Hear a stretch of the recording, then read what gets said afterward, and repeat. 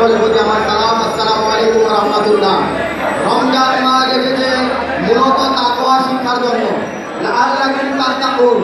আমরা এমনভাবে তাকওয়া অর্জন করব, অন্যায় অসৎ